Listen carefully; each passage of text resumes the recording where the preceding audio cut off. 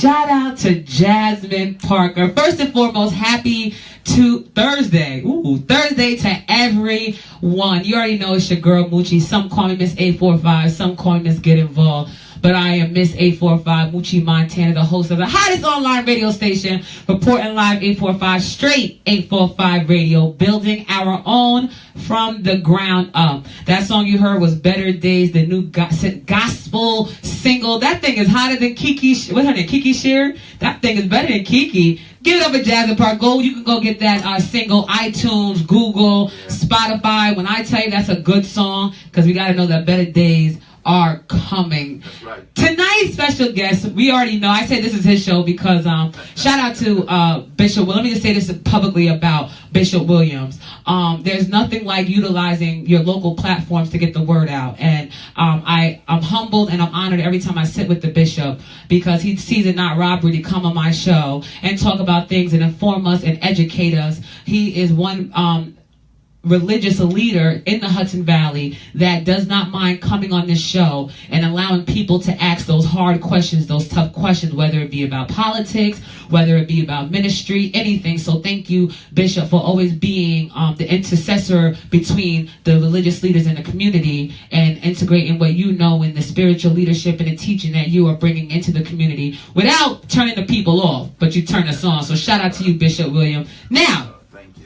Bishop, you always got your hand in something. Yeah. So on this Saturday, something epic is about to happen. So tell us what we're here today about. Well, first of all, let me say this, Moochie. I want to give you all the props for this forum that you have. You've been doing a wonderful job with it for the last couple of years, and I see better and bigger things going on. The radio station is just a stepping stone. Yes, sir. It's just a stepping stone, and so I see the song said "Better Days." Mm-hmm. I see better days, and I see bigger things. I see greater, and so I want to applaud you. Thank you for having me on here. I always love coming here and being a part of this show, and also, you know, I'm proud. I'm like a proud uncle. That's right. That's right. I'm a proud uncle because I've known you since you were born. Mm-hmm. and you know, your mom and your dad, they're literally my sister and my brother. That's so, right. And so I'm here, but I'm here today to talk about an event that is national, a national event, but we have brought it here locally to the Middletown area. Talking about the March for Our Lives. March for Our Lives. March for Our Lives. Okay. The March for Our Lives is the national movement, which is spearheaded by organizers of the Women's March, as well as mostly spearheaded by the students and survivors of the shooting in Parkland, Florida. Yes, yes. And these young people have taken it upon themselves to effect change.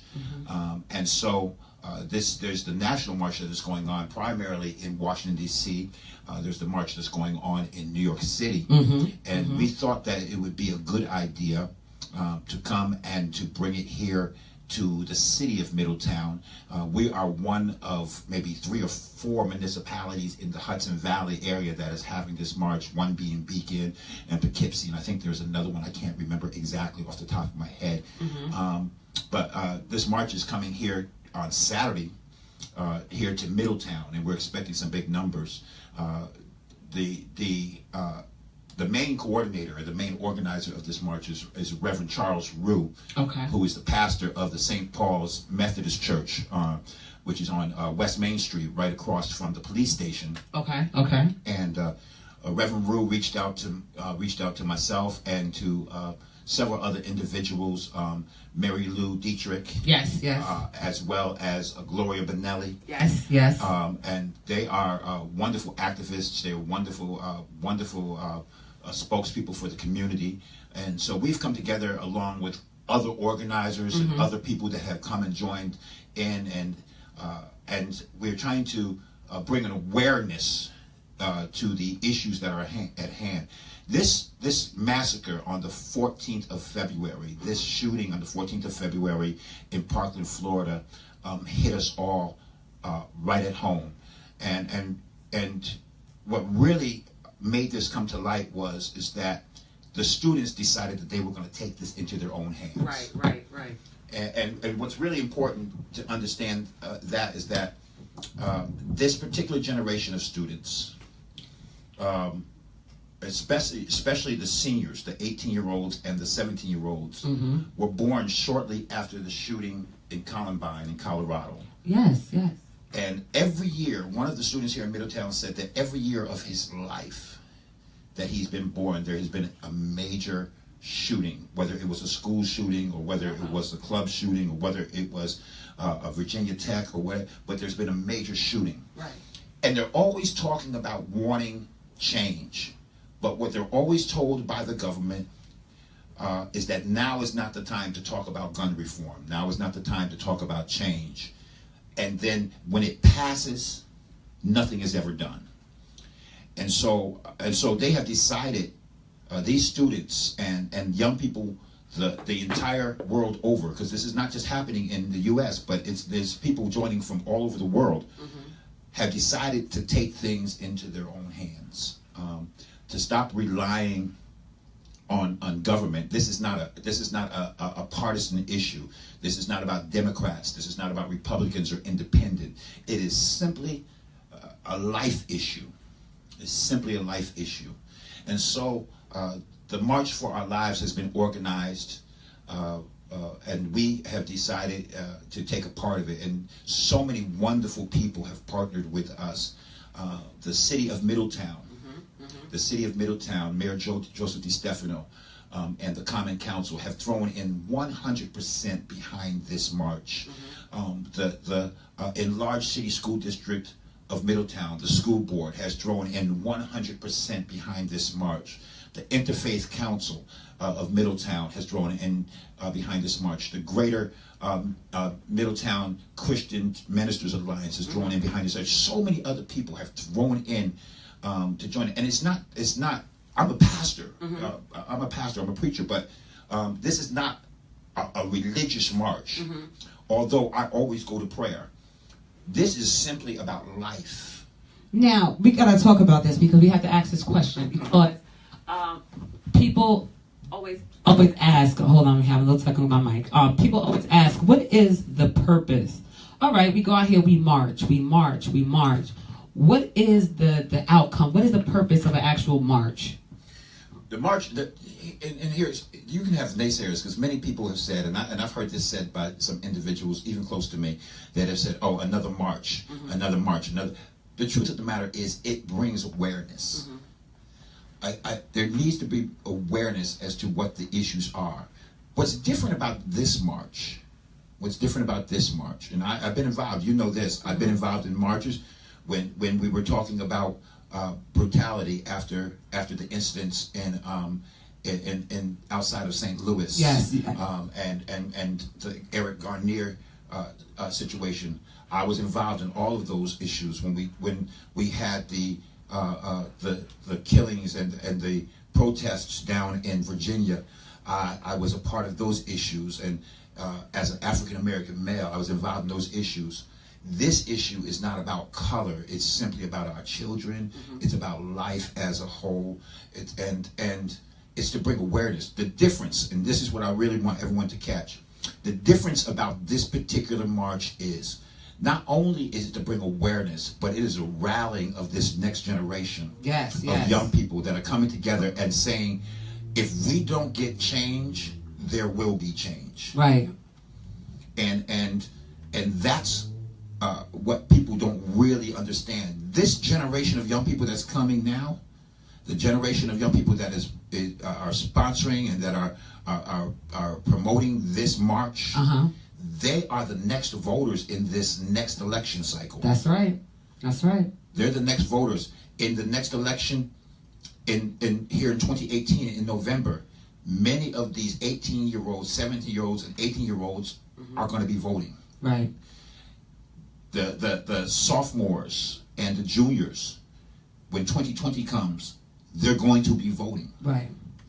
And so their voice has to be heard. Has to be heard. It has to be heard. There's no question about it that they are. And I saw this sign. On the 14th. You might on the 14th of this month was the National Walkout Day. Yes. In conjunction with this, and again, Middletown, the school board, we supported our young people. And you guys were out there with them. We were out there with them. Yes, you were. Myself, and the president of the school board and other school board members were out there with them. We had 1,200 kids outside. Now, not to mention that there was at least another 900 to 1,000 kids that were inside in the auditorium that didn't come outside because of the weather. Right. And so we came out in big numbers. What's really important to really go back and to grasp a hold of that is that these young people want their voice to be heard. And I saw the sign. I'm going to make sure I get to that part, because I saw the sign that said, "We were the change we were waiting for." Right. And there has to come a time in your lives, and this is for anything, not just this march, but there has to come a time in this life when you have to take the bull by the horns and stop waiting for somebody else to make the change for you, and you make the change.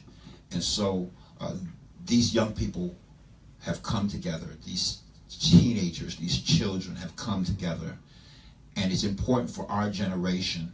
I'm not the young people anymore. Right. But it's important for our generation to support them.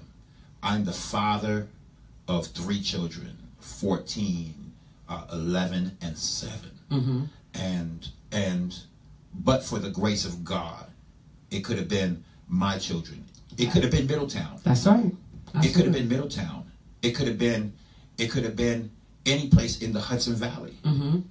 But for the grace of God. And so the issues that they want to bring forth, and the issues that are going forth, is bigger than just gun reform. Talk to the people real quick, Pastor. What are some of, because we're saying these kids want change. So what are some of the things that you hear our young people talking about as far as change? What are some of the issues that they're struggling with that they're not being heard about? They want to feel safe. Yes. They want to have that sense of security that when I go to school to learn, when I'm going to school to be able to get my education, I want to be able to walk in an environment that is safe.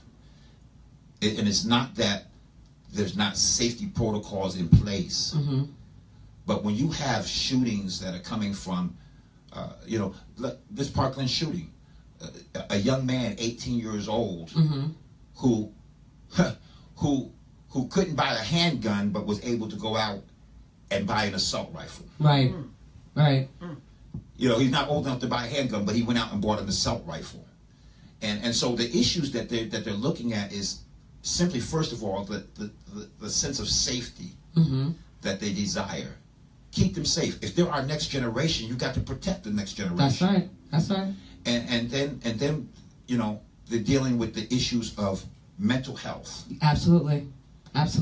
Mental health, awareness of the different things. You don't know in this day and age who you're sitting next to. Absolutely.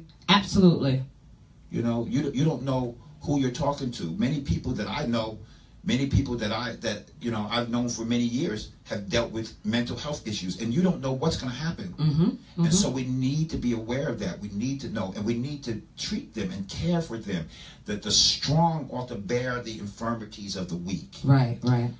The other issues at hand is simply dealing also with the issues of bullying. I was about to hit that because and I'm going to ask you to give me these answers in 3 different forms because you do wear 3 different hats that I see. So I want to hit that. But bullying, because a lot of people may propose, we're talking about guns.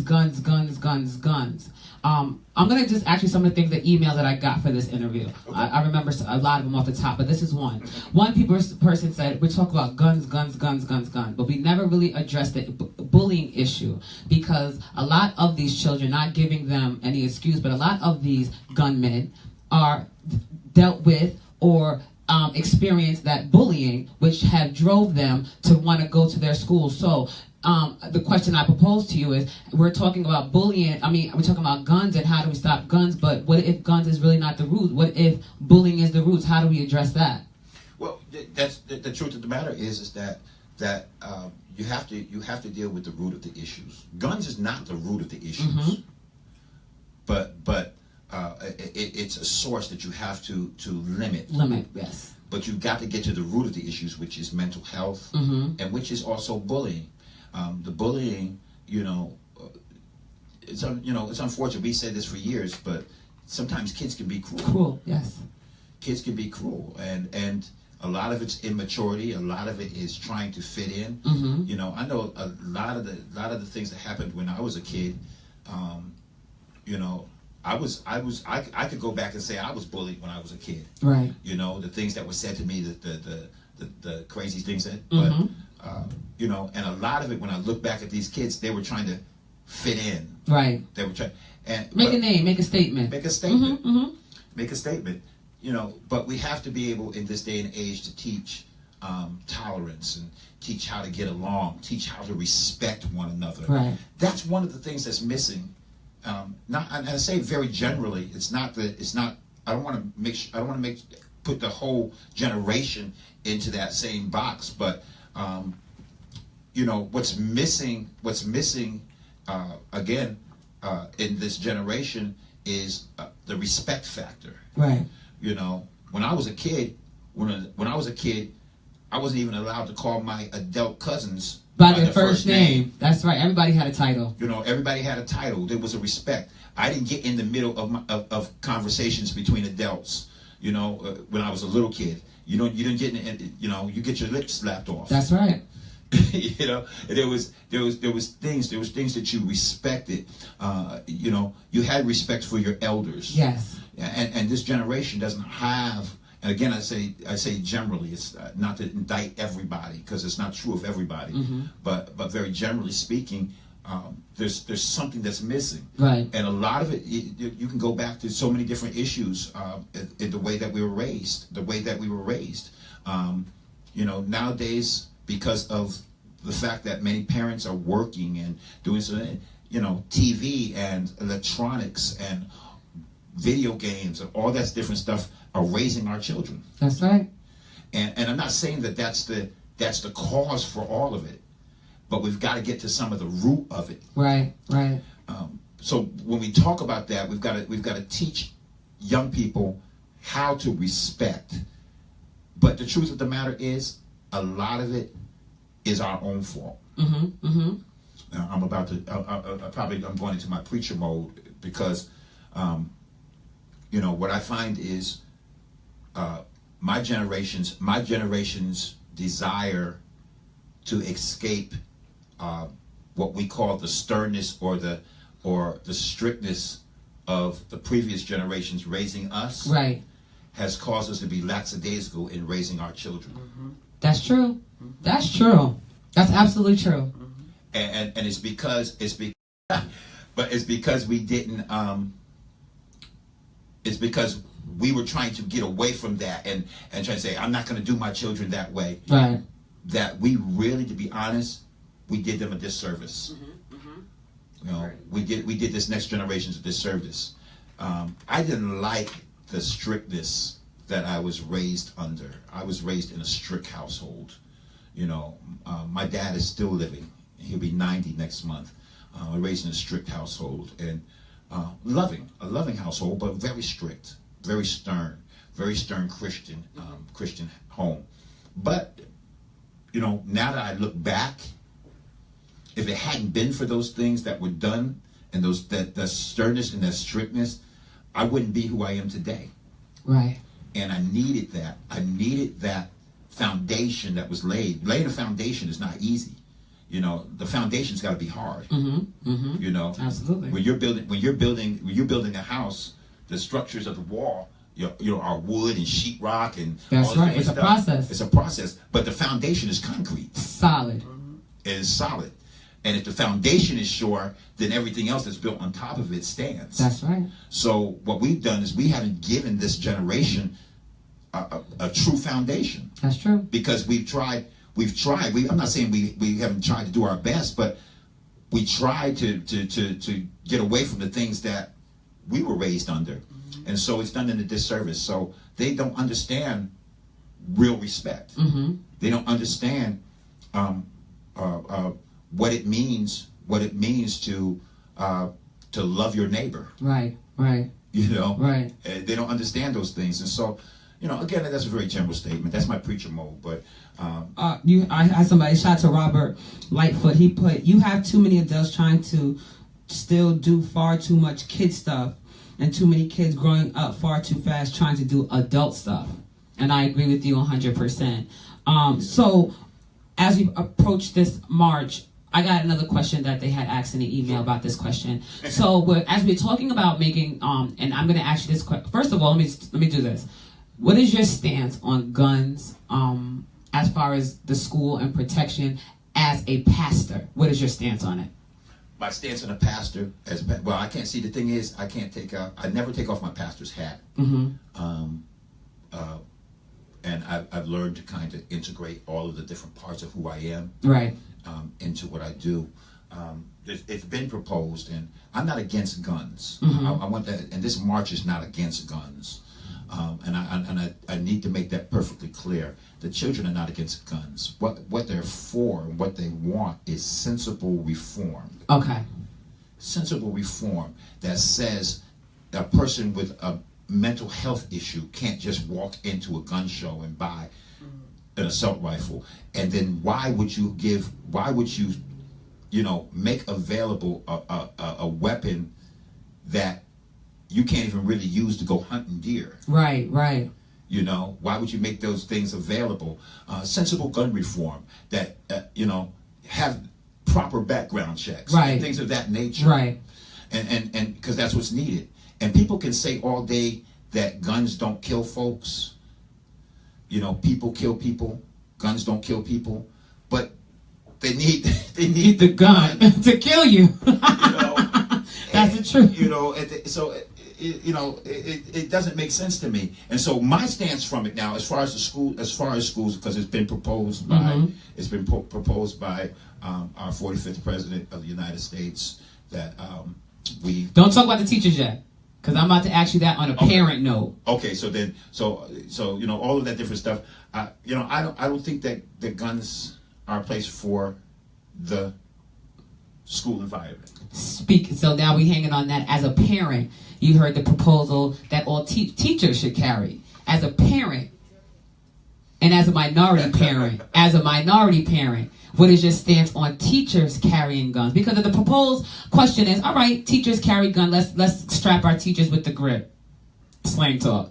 Now, once they have the gun, what if they feel threatened because, what if they have an African American kid that comes in with a black hoodie that it had a bad night at school and is aggressive? Now, what if the teacher shoots that? So now, as a parent, what is your proposal on teachers carrying guns? Or being carried? Well, as a parent, I don't feel comfortable with that. Okay. I don't feel comfortable with that, only from the standpoint is that the teachers are there to teach them. Mm-hmm. Now you're making the teacher also responsible for that type of security, not the level of protection, right? But you're just amping up that level of security. Teachers already have a hard enough job as it is. Mm-hmm.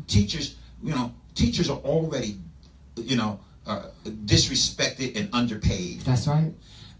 We give them our generation and say educate them, and we don't give them the tools to educate them. That's How right. can you say give the teachers a gun and you won't even give them supplies? That's true. In order for them to teach. Mm-hmm. They gotta, they can't even get a glue stick unless the parents come in with the glue sticks. We're sending out lists and stuff. And I'm not saying that parents shouldn't be a part of that process. Right. But you don't even want to provide funding for them to. You're cutting back funding. You're cutting back funding for public education. You're cutting back this. You're cutting back after-school programs that are benefit the mental health and the welfare of underprivileged children. But you want to say, let's arm the teachers. That doesn't make any sense to me. Why would you give them a weapon and not give them the necessary tools to educate their mind? That's right. To keep them away from the weapon. To keep them away from the weapon. Not give them the necessary tools to be able to enlighten them, to be able to know what is the difference between right and wrong. And so that's why, as a parent, I think that's an absolutely ludicrous idea. And then on the other end of that, when I began to look at it, the other piece of that is just as many, and we can go back to the other issues that we've dealt with over the last couple of years. There are good and bad people. There are good and bad politicians. There are good and bad police officers. Right. There are good and bad teachers. There are good and bad preachers. There are good and bad people.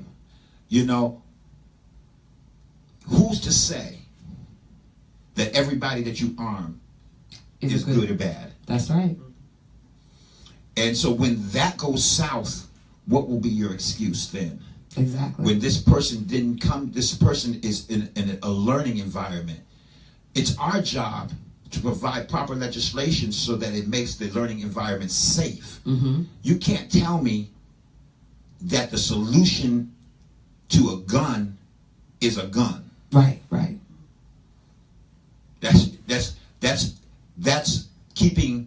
That's keeping peace by fear. Right. Which is essentially the nuclear arms race. But we won't go there. Now I gotta ask you this, as a pastor, as a parent, and this as a resident, just a human being.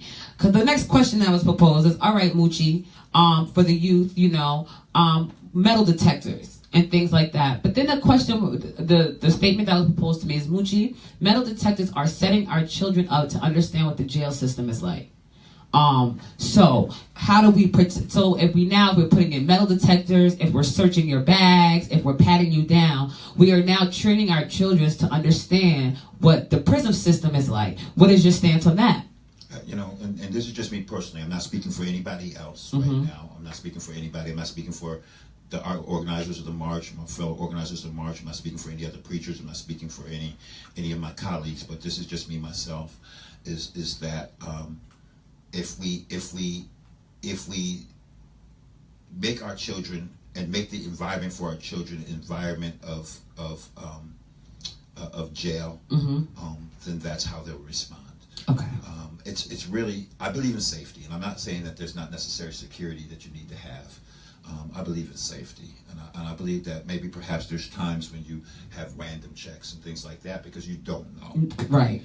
But to turn our learning environments into a prison system, to turn our learning environments into, we're already dealing with a lot of craziness in schools as it is. You're dealing with kids that are trying to find out who they are. You're dealing with children that are going through hormonal changes, and all kinds of different stuff. And now, what you're teaching them, they are the soft clay right now.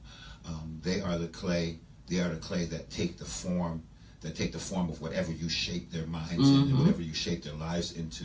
Now, if you get them, if you start to shape them to thinking that this is okay, that this system of prison, this system of jail, this system of fear is okay for them, then that will shape them and formulate their future, right, and their thinking processes as it relates to the future.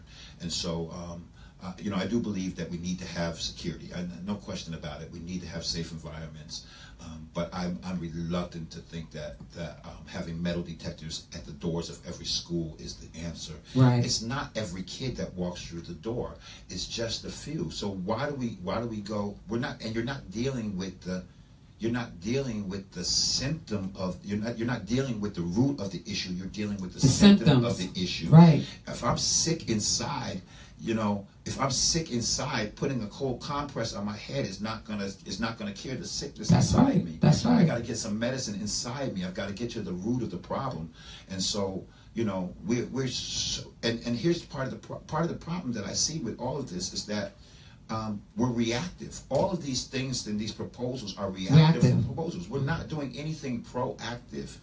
That's what reform will bring is a proactive stance. That's what proper screening will bring is a proactive stance. That's what proper mental health, proper screening for mental health. Opening your eyes and being able to see the plight of the person sitting next to you, and having compassion for them. You have to be moved with compassion for people. That's what's missing. My preacher's hat again. I'm sorry. It's okay. It's true though. But that's what's missing is compassion. We say we're sorry, but there's no compassion. Compassion causes me to do something about your issue, right? Not just to say, "Oh, I'm sorry."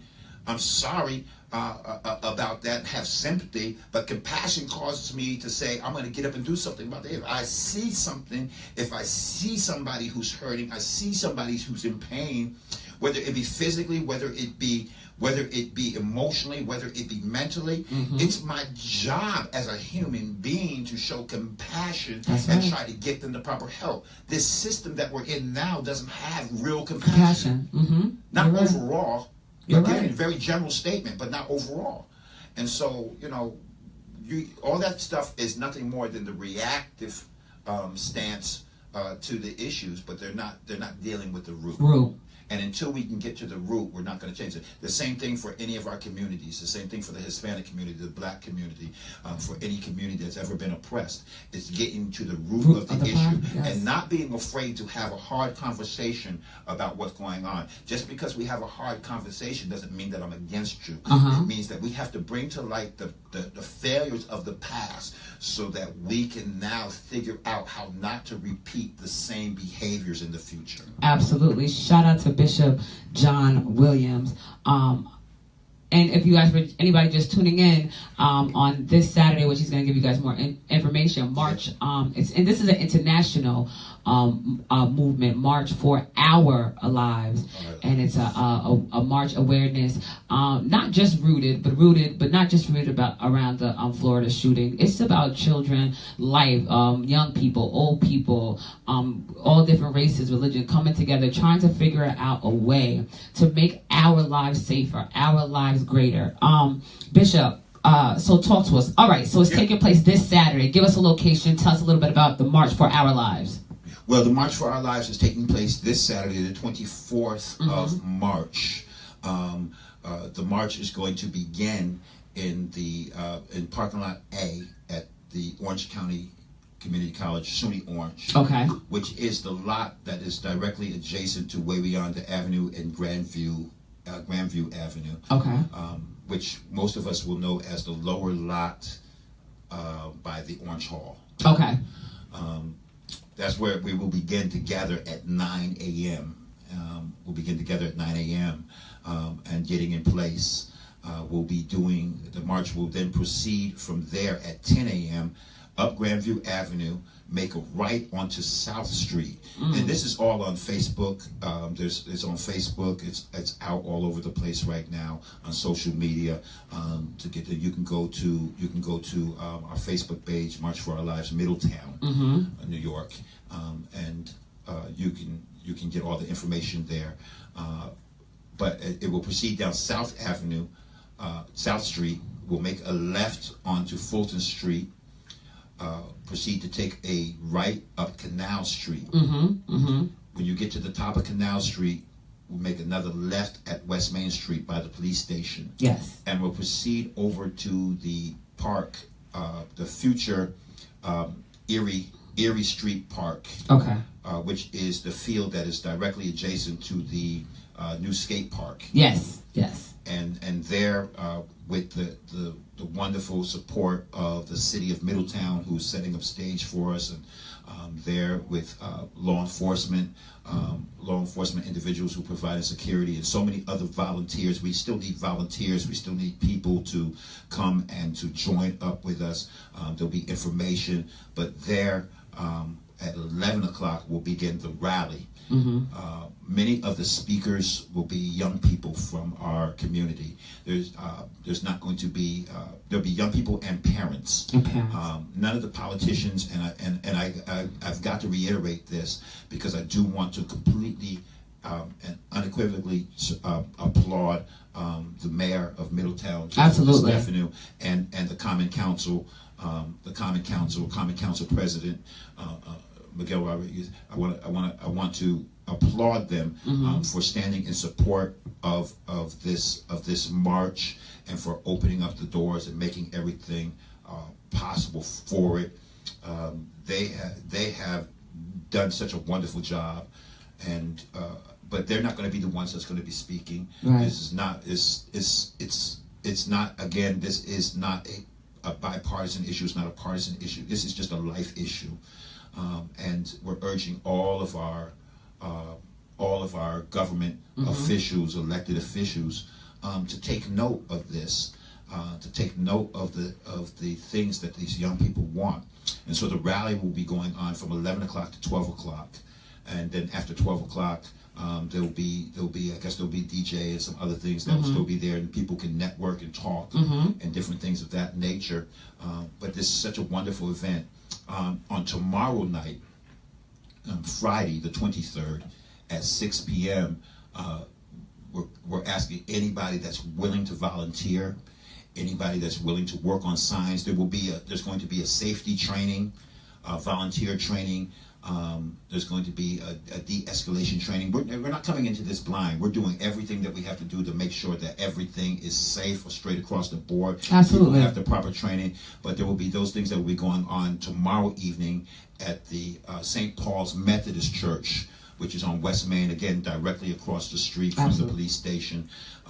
We're asking everybody that will come out, bring supplies with you for signs, and bring things like that. And we're going to come out, we're going to be making signs. We're going to come bring a potluck, and we're all going to be there just joining together and kind of just fellowshipping together and working towards Saturday. But again, that march starts at 10 o'clock. We'll be gathering at 9 a.m., but at 10 a.m. the march will start. So about 9 to 12. 9 to 12. 9 to 12. All right, so publicly, I had an event tomorrow at 5 p.m. I cannot go. I am actually going to stay in the town and volunteer. So Report Live 845 will be volunteering here in Middletown. And I'm definitely I want to blog about it a little bit, definitely, for Saturday, because I'm not sure if I'll be there Saturday. So I definitely want to get some cameo tomorrow. So I'll be there tomorrow for volunteer work and getting some cameo and things like that. Because I definitely, I'm in support. I gave shout to Mayor DeStefano. He freaking rocks. anything in the community as far as positivity, youth, and everything. He's always involved. Shout out to Councilman Rodriguez. Bishop, you the man. First of all, you the real man. And if you wasn't so close to Joe, I'd vote for you for mayor. But I don't want no problems with the mayor. So I'm going to vote for you right now. But thank you so much. My wife didn't sign up for that. Thank you so much. Is there anything? Yes. Let me give you this information. Please. For those of you that are listening and watching on Facebook Live. For any information, if you like information, you can email all of the organizers at Middletown March for Our Lives at gmail.com. That's Middletown, all one word, Middletown March for Our Lives at gmail.com. To register, go on, you can register. All you have to do to register for the march, and just put your numbers in for the International March, because we are part of the International March. All you got to do is text MARCH, MARCH, to 64433. Or you can go on to www.marchforourlives.com and register there for the march as well. And that means that your numbers will be counted. Your presence will be counted as a part of the entire international March for Our Lives. And so, again, I want to invite everybody to come out. This is about your generation. This is about the kids. This is about families. I put a picture. I'll say this and I'll be done. I put a picture up on the event page on Facebook, and you can find that if you go find me on Facebook, Pastor John C. Williams. I put a picture up after sitting down and talking with my children, because they're not just coming into this all willy-nilly. We sit down and I talk to my children. And I put a picture up of my daughter holding a sign saying, it could have been me. It could have been me. Enough is enough. And for me, that hit home when I began to look at that picture, even after I took it. And every time I look at that picture, I have to hold back a tear. Right. Because it really could be. We send our children out every day, and I pray over my children. I believe in the power of prayer. I pray over my children, and I entrust them to the safety of God. But I want to be able to know that I'm entrusting to the safety of this government, this people who are supposed to be watching over our children, our generation. We do everything that we can possible, even as a district and as a municipality, to keep our people safe. But we need the tools that come from even the higher ups in order to be able to, and so we need Congress to make sensible change, to stop pushing things back. Because if they don't do it, this generation of young people are going to vote them out. Which I'm young, I encourage every young person, if you're not and you're legal, to register to vote. I know you guys have been watching the show for 3 years, and I say every year, especially when voting time, go out there and vote. That's very important. Please register to vote. Please register to vote and vote. And vote. It's the one right. I'm tired of hearing people say my vote doesn't count. Whether it is local votes, whether it is school board votes, local municipalities, whether it is for county, state, or federal government, your vote does count. You know, I think people get mixed up. I think they get so wrapped up in that presidential voting, and they forget about our other little votes, because they say, okay, I voted the presidential vote. Let's say Trump and Hillary. I voted for Hillary. She got all these votes, but Trump still won. But what about your mayor? What about your congressman? What about your aldermen? Those are the ones you have to deal with. I mean, we have to deal with the president, but those are the ones you deal with on a regular basis. Those are running your community. Outside of the presidential vote, I'll say this. I don't know if I'm still on. Wait, no, hit the bottom. Did I hit the put your preacher mic on. There we go. Okay. Outside of the presidential vote, and all of that electoral college and all the different stuff, your votes on the local level matter. On the county level and the state level, those votes count more than anything. And it's so sad when you can go out and you can look that only in a city of 50,000 people, you've got less than 2,000 people that are participating in voting. It doesn't make any sense. And I want to encourage everybody, whoever you are, get out and vote. You don't have no right to say nothing about it afterwards if you don't participate. That's right. So, participate.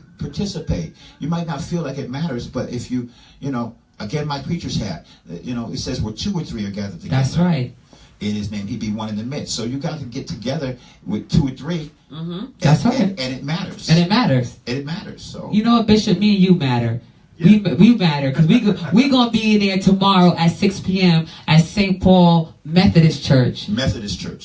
We're gonna be doing volunteer work, making signs and things like that. I'm gonna post that again. I encourage everyone to come out. The ones that didn't know, now you know. I'm gonna share this video until Jesus comes, so you guys can come out. If you cannot make it on Saturday, it's not gonna hurt you. It don't cost you nothing to get involved. Yeah, I know I tell you all the time, hashtag get involved. It costs you nothing to get involved in your community. So before we get out of here, again, thank you to the bishop. Thank you for March for Our Lives, the entire movement, the entire organization, and everybody that's on the committee. Some of them I know, Miss Mary Lou, DJ, shout out to Corey White, beautiful Lizette, she's on there that I know, Miss Gloria, of course, Bishop, and everybody else that's on that committee, and everybody else involved. Don't forget Reverend Ryan. Oh, and shout out to the Reverend. You back? Here we go. Yeah. Battery's going dead. Reverend Ryu. Shout out to Reverend Ryu. Now, before we get out of here, Bishop, I'm going to pass you, if that's going out, I'm going to pass you my mic. We're going to do it one more time. Just tell the people where you're gathered, the location again, if they want to be involved, and anything else you want them to know before we get out of here today. All right. Well, thank you again, Moochie.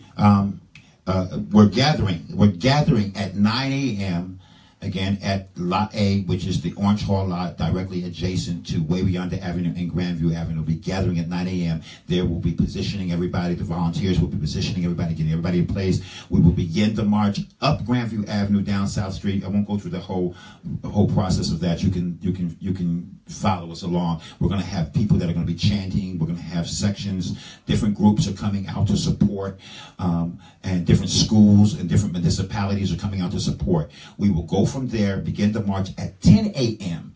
The march will then proceed up to the park that is directly adjacent, or the field that is directly adjacent to the new skate park here in Middletown.